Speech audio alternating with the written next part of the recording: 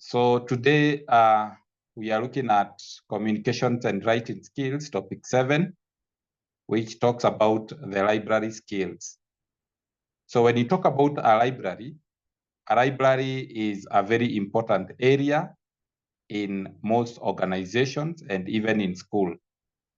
So then, what is a library? Now, when you talk about a library, we define a library by saying that a library is a collection of well-documented books, journals, newspapers, and other forms of information that is printed and unprinted. I will repeat the definition again. It's a collection of well-documented books. To document is to keep. So it is a collection of well-kept journals, newspapers, and other forms of information that is printed and unprinted. So the library not only have printed material, but it also has non-printed materials. Therefore, you being a university student, you are required to be self-reliant. You are required to be self-reliant, not like when you are in lower classes. You needed much guidance from your parents and your teachers. Now that you are a university student, you are required to be self-reliant. So if we give you cards and assignments and you feel that you don't want to do, it's up to you. If we give you activities and you feel that these activities I will do, now it's up to you. In a university, a student is required to be self-reliant. You rely on yourself. Then, your desire for knowledge cannot be satisfied by your teachers alone. So do not expect your teachers alone to satisfy your desire for knowledge. Teachers cannot have all the answers to the questions you have. The teacher is not a monopoly of knowledge. And nobody, by the way, in this whole world that has got monopoly of knowledge, that you know everything. You don't need anybody to help you in anything. So the teachers cannot have all the answers to the questions you have. And therefore, as a student, you have to do a lot of searching and searching and searching. And the searching will take the form of debating with people. You'll find yourself debating about the finance bill, debating about maybe something like current economic situation, debating about politics, debating about health, debating about various things with people, observing what exists in the world, and finding what others have done or written. Therefore, you need to learn how to use the library.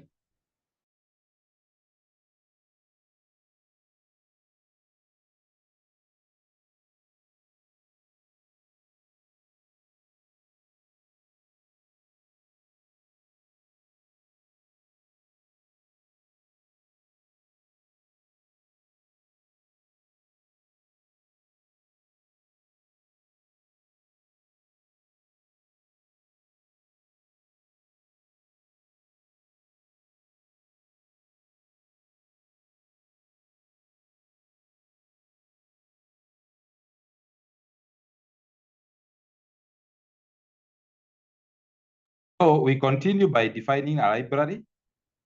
We are saying the library is also a collection of selected information resources which are organized and preserved for reading, studying, and consultation.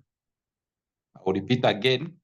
Library is also a collection of selected information resources which are organized and which are preserved for reading, studying, and consultation.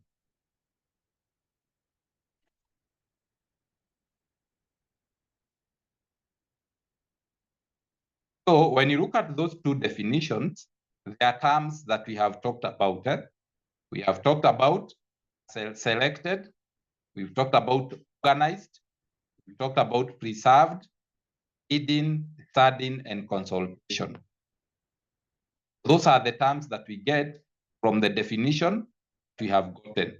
And we are going to look at the terms. Each term, we are going to look at it so that we see what is selected, what does it mean? Organized, what does it mean? Preserved, what does it mean? Reading, studying, and consultation. What is the meaning of reading, studying, and consultation? So we start with selected.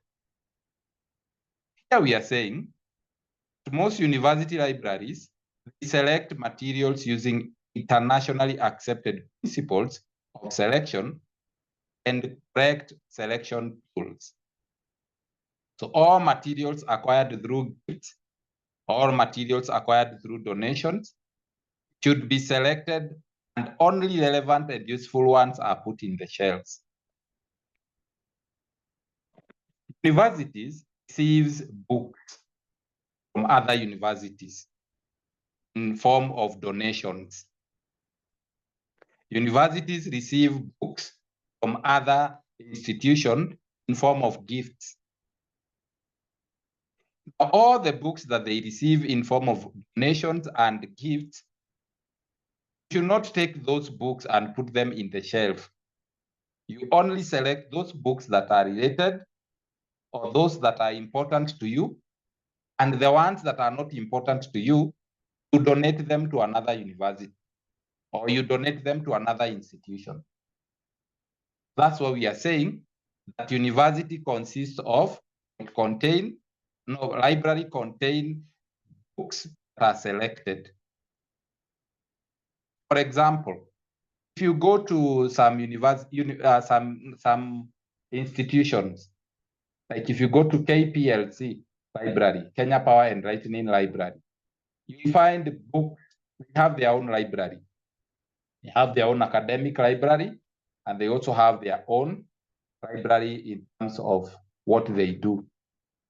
We also have other libraries like Kenya Agricultural Research Institute Library. If you go to that library, you will not find communication skills book there. You will find books relating to agriculture, books relating to research in terms of agriculture, the methods of farming, and so on and so forth. That's why we are saying, if you get books from donation, like for example, an institution like Macmillan, and donate books to your university. Of course, when it is donating book, it doesn't say that now we are going to give this and leave this. They give you a lot of books, you select what you want, and whatever you don't feel that it's going to be important to you, you can donate to other institutions. So selected, I hope you have understood the word selected. Number two, organized. So materials are organized by means of classifying and cataloging. Like when you look at this picture here, you will see they have numbers. Like this book called Teachers. It has LC 303501.eb3A. This one is for classification. This one is to organize the books. JC71, GN31.5, and then QL373, N5300.25. Those numbers are for classification and organization. Because you'll find that this book called Teachers, all the books that are around there, they have numbers starting with LC. It's like their number plates. They will have LC books. If you go to Plato's Republic, I believe this is history, you'll find those books that are there in that particular shelf start with this number, JC. People and places. You go to that shelf, those books that are in that shelf start with GN, so on and so forth, for easy retrieval. So that when I give you this number, LC35, say for example, LC3521, That particular shelf, you'll also find this book because they all start with LC. So materials are organized by means of classifying and cataloging. By classifying, library materials are grouped together according to subject similarity. Like for example, you'll find history book there in a certain section. You find maybe, for example, those who are doing business book, they are in the certain section. Accounting book are in a certain section. So we are saying that classifying library materials are grouped together according to subject similarity. It is assigned a call number that enables the user locate the material. So the number you are seeing here is called a call number. It enables you to locate the material, and by cataloging, the user are informed of what is available in the library stock. So this is why we do what we call, we catalog and we give books a call number. Every book has got a different call number depending on their classification. I've also come about this word preserved in the definition. Preservation is the maintenance of library material in their original condition. So you make sure that you, if it's a book, you are able to preserve that book through retention and proper use. If the material is damaged, it can be preserved through restoration. The pages are missing, you can preserve pages. You can try as much as possible to fix those pages. And this is the procedure that improves the condition of the damaged material or object, and the attempts reclaims and reclaim it, or to attempt to reclaim it to a close possible to original condition.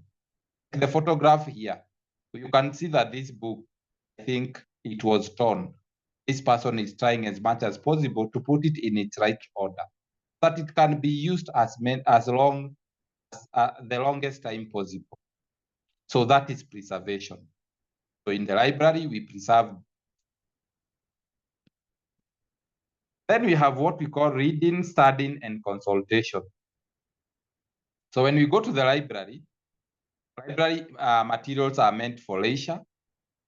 For example, recreational materials, things like magazines, so on and so forth. For study, e.g. textbooks. For consultation, and e.g. reference material. So consultation simply means that in case you want to get a solution to a problem, you consult with the book. You ask the book, you read, you look at what the book is saying, and then you get the clue or you get the answer to what you are looking for. So you are consulting with the material that has been written. Those are the importance of teaching these library skills. One of the importance is that I believe and we know that most of the students in Kenya, particularly in Kenya, and also some students in many African countries, they have not had an opportunity to use a well-organized library. Some of us have come from high school. You have never come across a library. Some of us, we came across libraries when we got to high schools. That's when you realize, yeah, we have this place where they keep books, where they preserve books, where they organize books. This is a problem in most African countries that students do not have, or they have not had an opportunity to use a well-organized library. Why? This is because at both primary and secondary levels in Kenya and most African countries, libraries hardly exist. They hardly exist. Where they exist, maybe they are poorly organized, and maybe they have a small collection of materials. You find that they have very few books You go out there asking for a certain book in physics, they tell you, we don't have. Therefore, those students joining universities and colleges, they need to be taught information handling skills, which will help them not only to maximize the use of their respective libraries, but also to enable them to make use of any other library other than university library. That is why we are teaching you library skills, so that if you are to move from our university and go to another university, you will still use the library the way you use the other one. It's a skill. It is a skill. So we are calling it library skills. You can as well go to another university, you are given a catalog number, and you go and get the book. Just as the way you use the call number and the catalog number to go and locate a book, if you move to another university, whether it is in the West or whether it is in Africa, you'll be able to locate that particular book. It is a skill that is needed to be given to the students or to be taught to students. Number two, currently, more emphasis is put on student-oriented learning, where lecturers' role is to provide skeleton notes. You know, when the lecturers are teaching you, they give you skeleton notes. They don't give you detailed notes. Because students, we expect you to go to the library and read. We do not expect you to read my notes and you feel satisfied and you call it the gospel truth. No, you need go to the library. It is your initiative. It is a student-oriented learning initiative where you go to the library to read more on the topic that you have. Therefore, the student needs to acquire some library skills so that when you go to the library, you don't disturb there. While the library assistant is trying to help, say, for example, new students in the university, you are also there trying to tell him to help you. Of course, it's not bad to be helped, but at least when you have library skills, become more independent. You can use the library comfortably without causing disruptions to other, without doing what? Without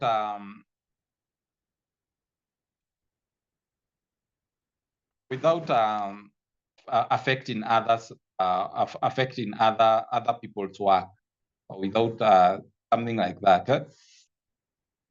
Number three, why do we teach library skills? The growth of seminar and tutorial teaching. The growth of seminar and tutorial teaching, especially in project work and undergraduate courses, it has provided the need for the use of library. Remember, at the end of your term in the university, you will be required to do a project work. And as we talk about project work, you are only assigned a supervisor. A supervisor gives you the direction. You do the donkey work. You do everything. Supervisor is to supervise the work, not to do the project for you. It's to supervise you while you are doing your project. And this project, you will do it alone. The supervisor supervises. So as you do it alone, you are independent. You will be the one, going to the library, making your own choice, which book to use, which author to quote, which book to read, which project to do.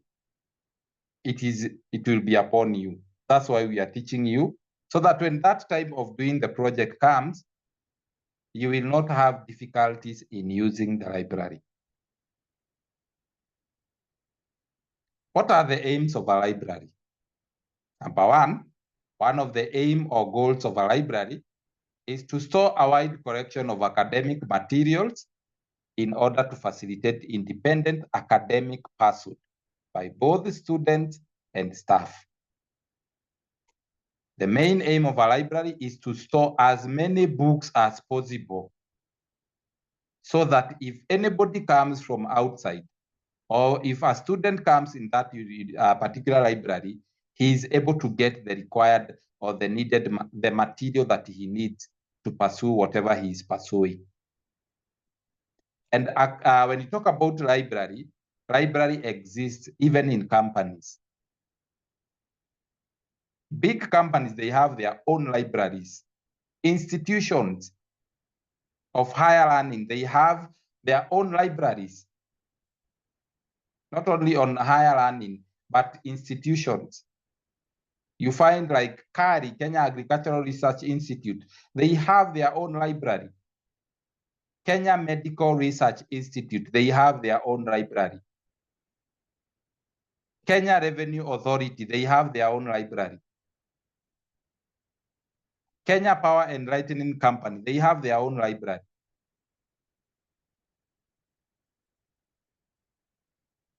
Now, the library is for what purposes? And Kenya Revenue Authority is just an institute, is a government entity. It is for their student and staff.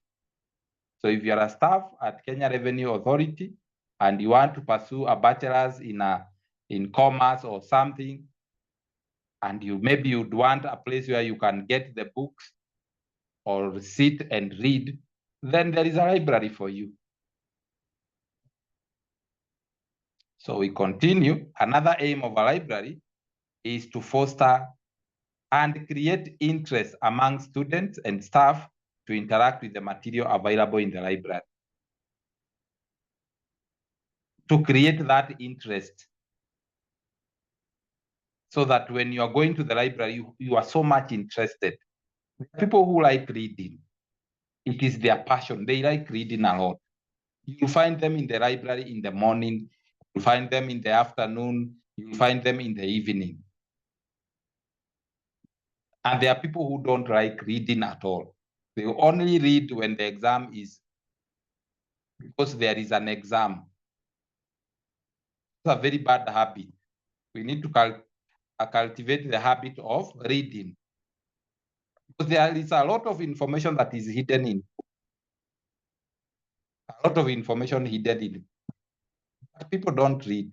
They only read for exam purposes and assignment.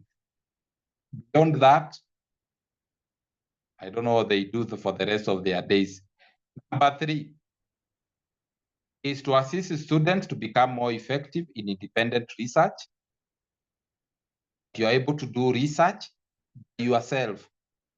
You are able to do what? To be confident with what you have read. You know, when we were in high school and in lower classes, even if you would read a book, you do not trust, it got to a point that you could not trust what you have read.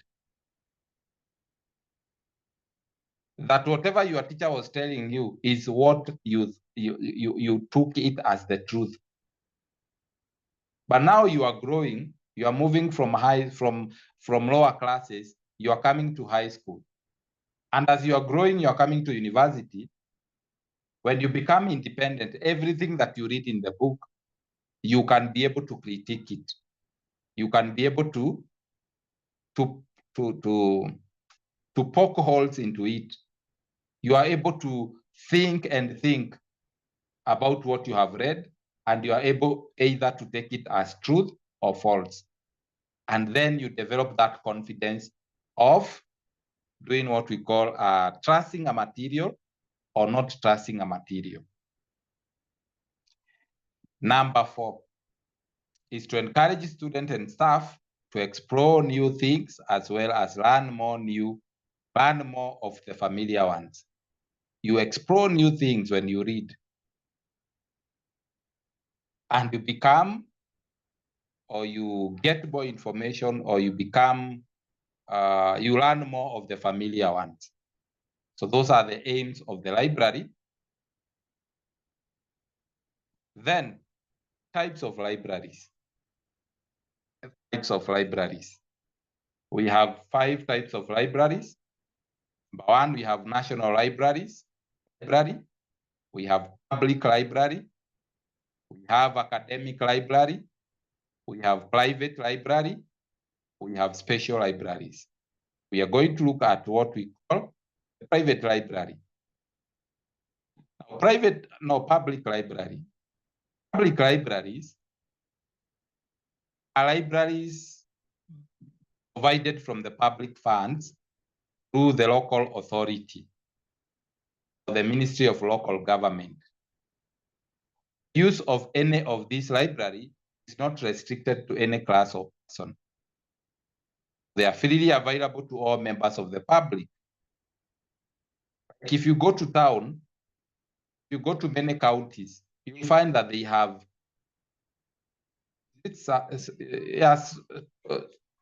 to counties, you'll find that there is a library there. The library is meant for everyone. Whether you are a primary school child, whether you are a high school student, whether you are a university student, the library is meant for you. What are the functions of a public library then? Number 1, realize they promote reading among grown-ups. We have said that the public library for everyone. They promote reading among grown-ups, adolescents, children, youth, etc., regardless of the age. But it provides a wide range of loan services. When you talk about loan services, we are not talking about money here. We're talking about that you can borrow a book.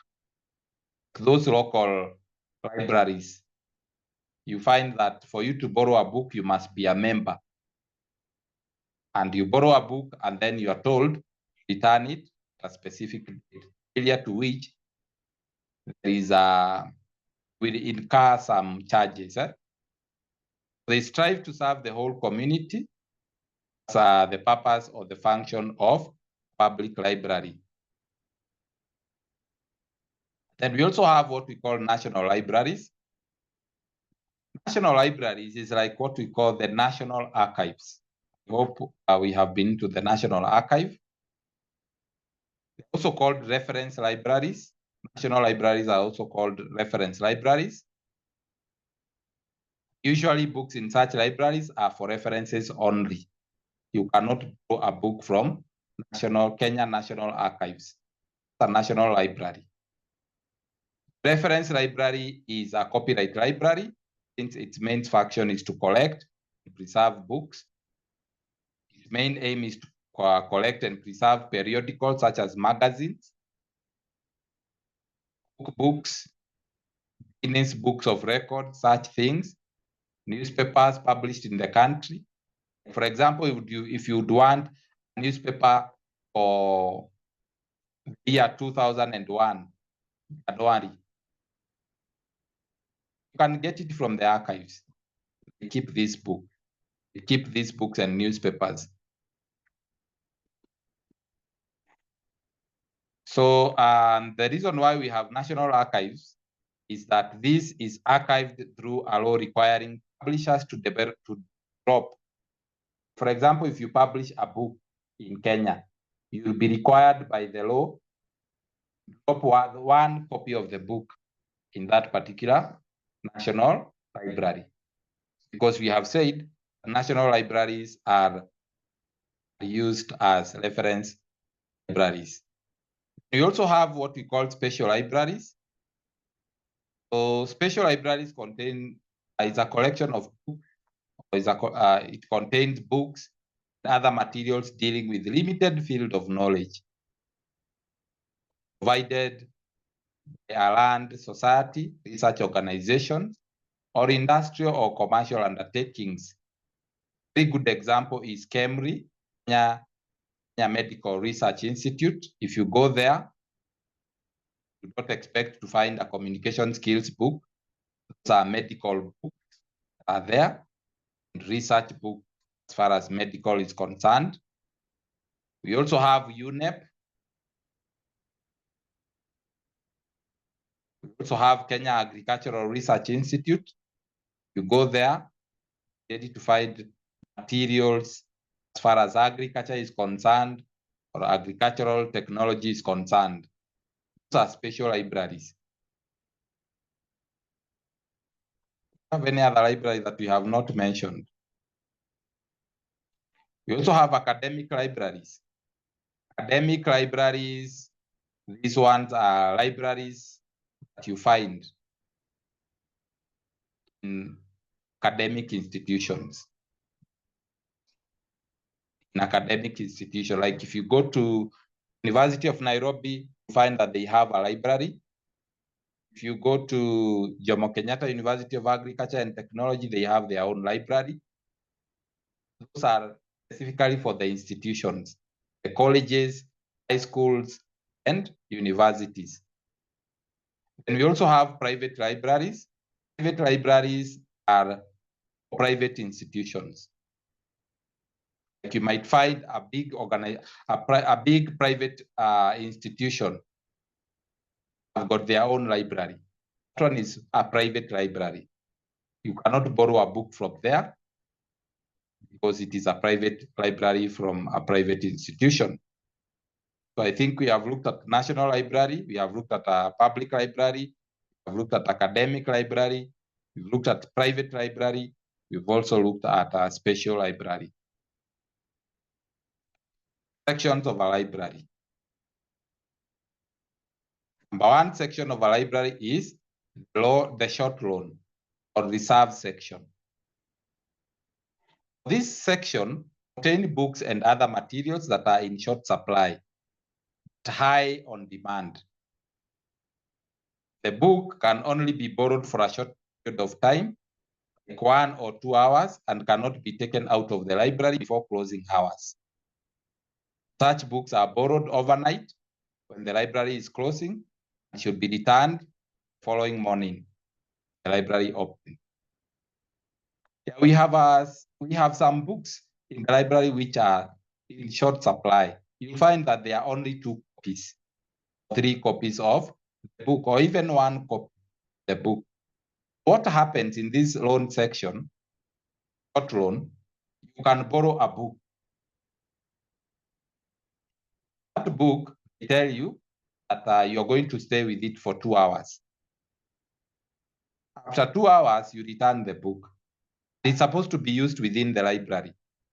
We have some libraries that they'll tell you you can go with the book. But after 2 hours, make sure that you return the book. Also, you borrow these books when the library is closing late at night, so that tomorrow morning when it opens, you return the book, because they're in short supply and they are on high demand. Sometimes when you go there, you find that the book has already been borrowed. You do what we call you tell the librarian that once the book has been returned, call you, reserve the book. You say that now this book, when the person returns, tell me so that I can come and borrow. These are books that you don't take home. Even if you want, you cannot take them home unless when the library is closing. That's the time you can go with it home. Then you return it the following day morning. If you extend the hours, you are charged. It accrues some charges. Next section is the lending section of a library. It contains all the books that can be borrowed for a given period of time. It contains all the books that can be borrowed for a given period of time, be read outside or inside the library. You can also pick the books from the shelves, and afterwards you are supposed to leave on the reading desk.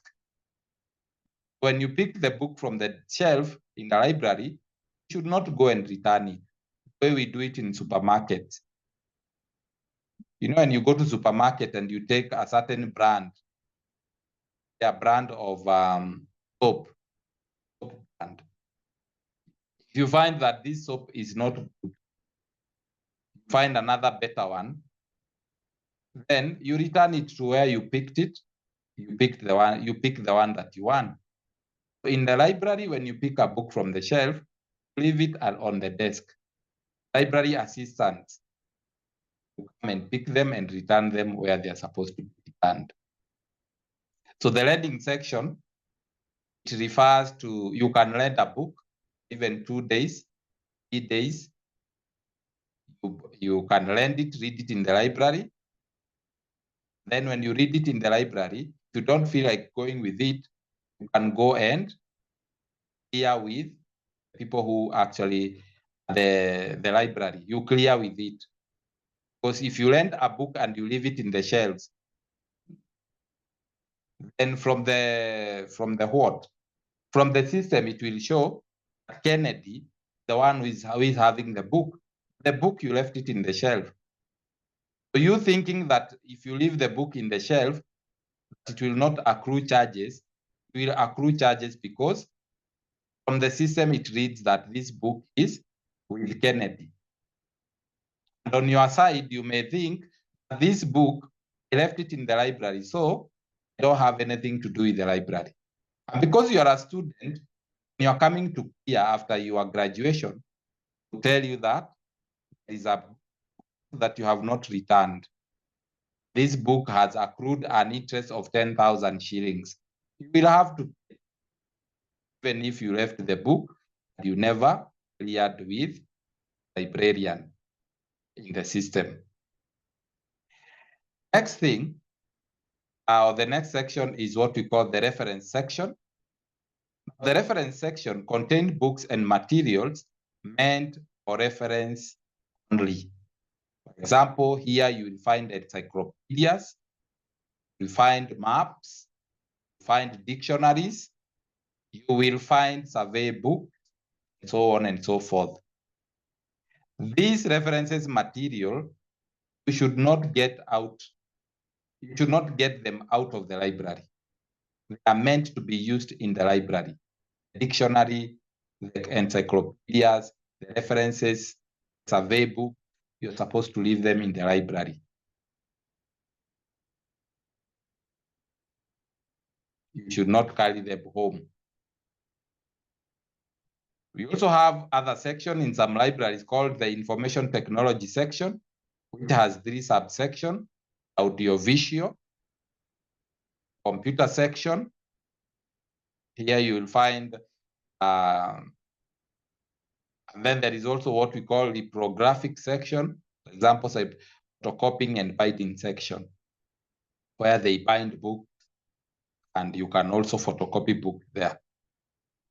Another section in a library is what we call the national collection or the Africana section. Africana section, this is where you will find sections of work done by scholars. You'll find projects that were done by students, projects that were done by doctorate students, master's students, degree students, thesis, dissertations. Find them in the Africana section. If you are doing a project and you're a student, and maybe you'd want to know how it is done, go to this section called the Africana. Now, in this section, you cannot borrow those collection. You cannot borrow a project from a university or a dissertation or a thesis. You sit down, refer to it, then you leave it there. These ones are meant for references only because they don't have other copies. You'll find that they only have that one copy. Same case when you will be graduating with your degree, you'll be required to do what we call print some copies of your project. One copy goes to the department, other copy goes to the library, one copy remains with your lecturer, and one copy remains with you. So you do 4 copies in some university, whereby one copy goes to the library, another copy goes to the department, another copy goes to the student, and another copy goes to your supervisor. That's how it is in some university. Apart from that, we also have loose periodical section. It contains daily newspapers, weekly and monthly magazines or journals, and these materials are usually read within the library and they are returned after use. You cannot borrow a magazine or a newspaper or even a journal. You have to read it in the library and you return it after use. This is called the loose periodical section. We also have another section called bound periodical section, and it contains materials like magazines, contains newspapers of past months or years that are bound together and placed on specific shelves. This one I remember very well. In high school, I could see this. You'd see like the year 2023, they bind all those newspapers from January to December. So when you want to know when you are researching or when you're doing a research on something and maybe you'd want references, you'd go to the bound periodical section where you'll find several newspapers bound together. Like you'll find the Star bound together from the year, maybe whatever, we can talk about the year, maybe 2000 to 2023, and so on and so forth. So these it's called a bound periodical section where magazines, newspapers are bound together. We also have a bibliographic section. Bibliographic section, it deals with cards and catalogs that are used for locating books within the library. So this one, it is as short as that. It is a section that deals with cards and catalogs that are used for locating books within the library. So that is where you are given a catalog, a card, or a call number. Go and look for the book in the shelves. It's called a bibliographic section. We also have children's sections in some libraries, and it contains books and other materials meant for children. In some cases, some well-advanced libraries, you find that they have DVDs for children, are watching videos there. Have storybooks, cartoons, comedies for children. This one I remember very well when I was growing up, came across a children's section in the library. These are local libraries. If you go there, you find kids, they are seated on the floor, they are reading books. Some you'll find them watching cartoons because there was a very big screen there where children were watching cartoons or some educational programs. Then we also have interlibrary loaning section, and it deals with lending and loaning books from other libraries. Now this one, the interlibrary loaning section, it's whereby universities or organizations comes up with what we call an MOU, a memorandum of understanding, that students from this organization or this institution can also borrow books from your institution and vice versa. So if you need a book, you can go to that particular institution, borrow a book, and students from that particular institution can come to your institution and borrow books. Now that depends on the MOU of university with another or with other organizations. And that one is like that, interlibrary loaning section. Up to that point, we come to the end of today's lesson. So unless you have a question on library skills.